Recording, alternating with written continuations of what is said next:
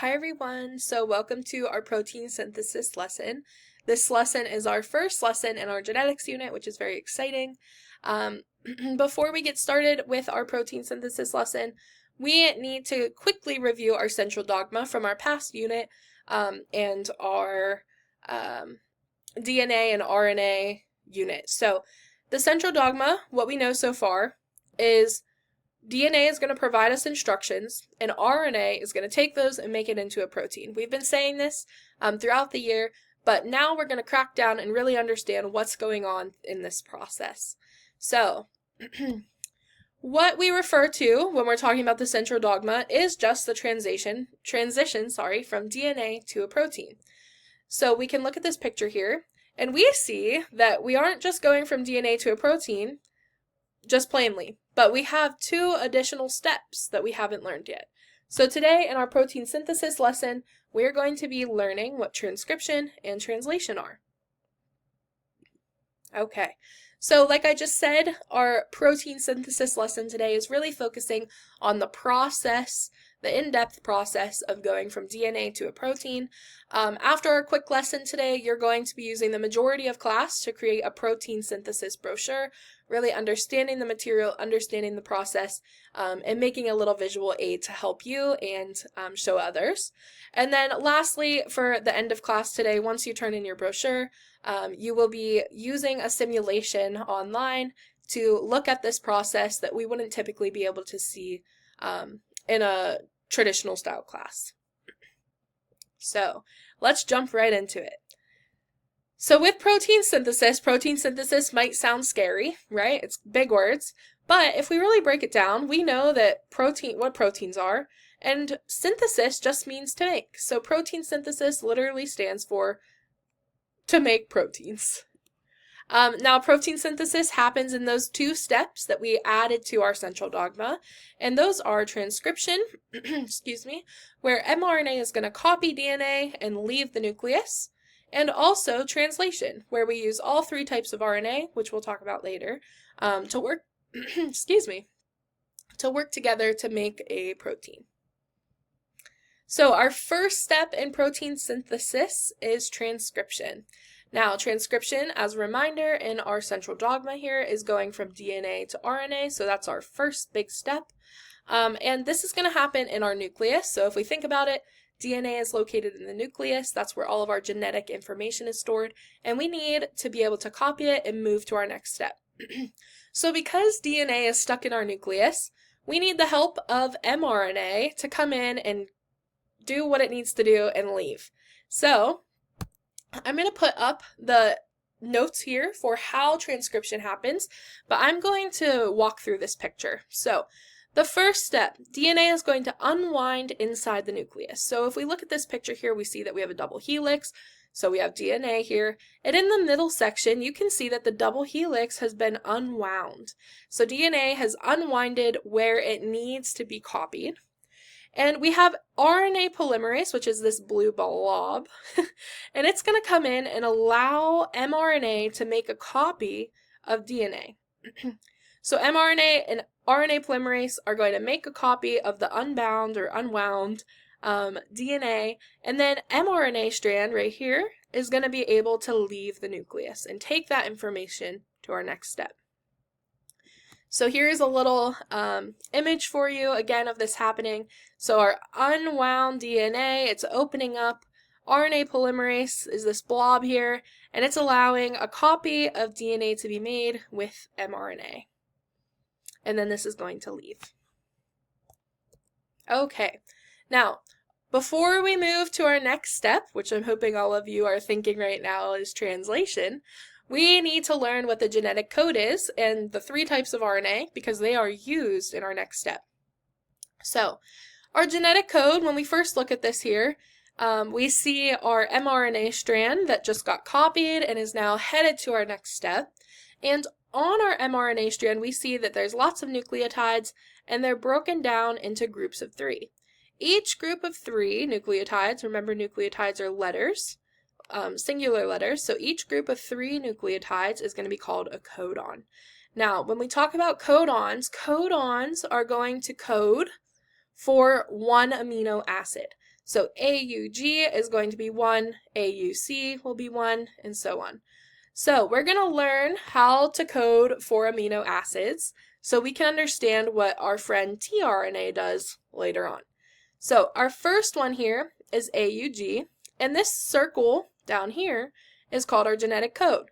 So what we do is we take our codon and we use our genetic code to find what protein, which is these names on the outer circle, matches the codon. So our first step is we're going to start on the inside of the circle with our first letter in our codon. So our first codon we're doing is AUG. So we're going to go to the A in the inside, move out a level to U, because that's our second letter, and then move to our final letter G, and see that this codon is going to code for methionine. If we do it for the next one, AUC, again, we're going to start at A, we're going to go out a level to U, and then to C, and see that this is isoleucine. Our next one is UCG, so we have U, C, G, and this gives us serine. And lastly, we have UAA, so U again, A, and that tells us it's a stop. Right at the moment, we're going to ignore the stop codon because that doesn't code for an amino acid. It just tells us to stop copying, basically. So right now, what I want you to see is that these can code for certain amino acids. And again, all of the names of the amino acids are on the outside of this circle. Okay, one last step before we get to translation, and that is talking about our types of RNA. So we've already learned what mRNA is. We learned that mRNA comes in and makes a copy of DNA, and then is able to take that out of the nucleus.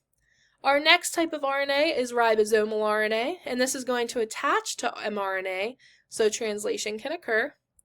And lastly, we have tRNA, which is transfer RNA, and this is going to be able to read mRNA codons, remember those little groups of 3 nucleotides, and it's going to match the correct anticodon, which just means opposite, and give the amino acid to that codon.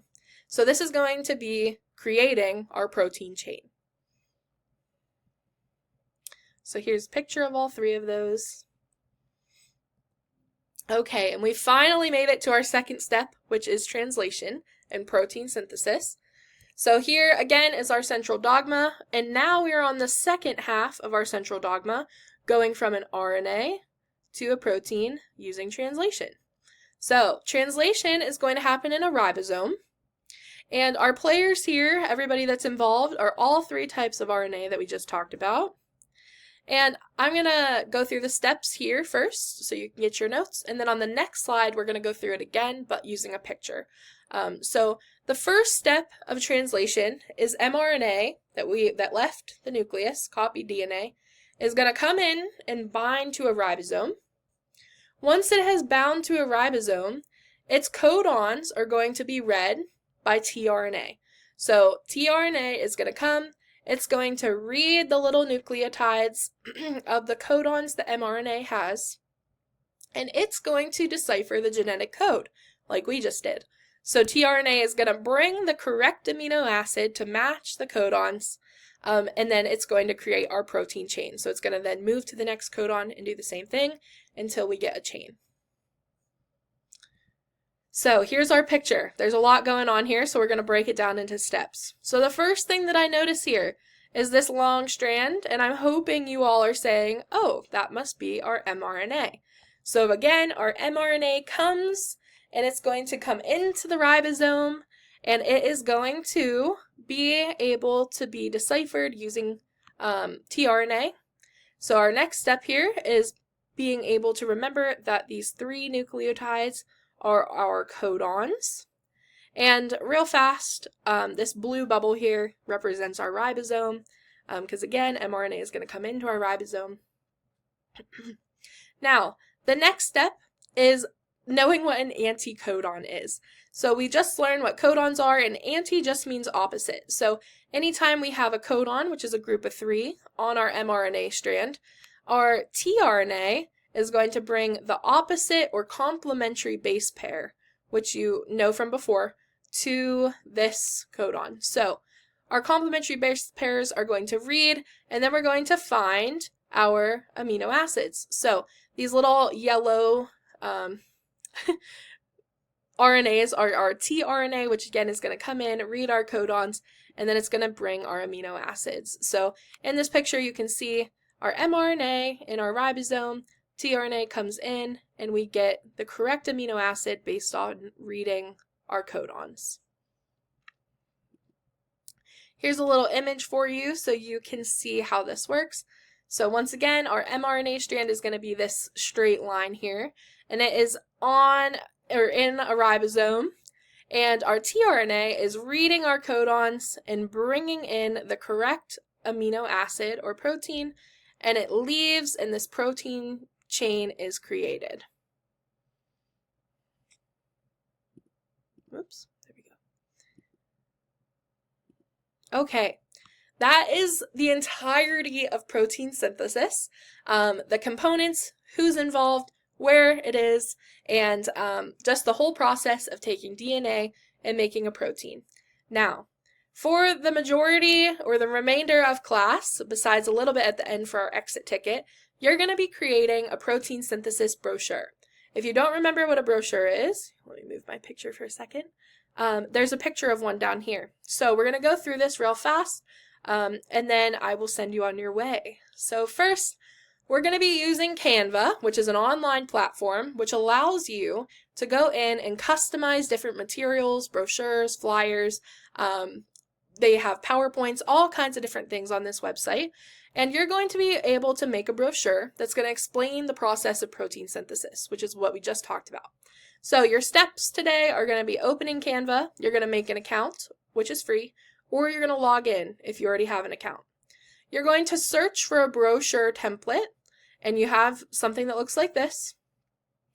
Canva offers a lot of variety of templates if you want to pick one and then customize it and change the words.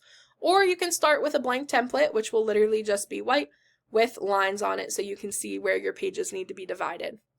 If you choose to do either of these, well, whichever you choose, you need to customize it to match your personality and also include these 3 things here. So on our front page, our cover page, I want you to have a catchy slogan, something that's going to make somebody want to read what your brochure is about, and add a picture for protein synthesis. On the inner page, which isn't pictured here, it would be the page right under the cover page when you open it. That is going to be a little blurb about what protein synthesis is, why is it important, maybe how it connects to the central dogma. And then our first page, our inside 3 pages, which is pictured here, so you have your left, middle, and right. I want you to include what is transcription, what is translation, and then how do you genetic code? How do you read a genetic code? So you can give examples, you can make sure that you tell me who's involved, where it's at, what the process is, and then feel free to add pictures, style, whatever you want to do to make it your own. Once you are done making your brochure, I want you to please submit it to Google Classroom. There's also a rubric on Google Classroom for you to make sure that you hit all of the necessary components.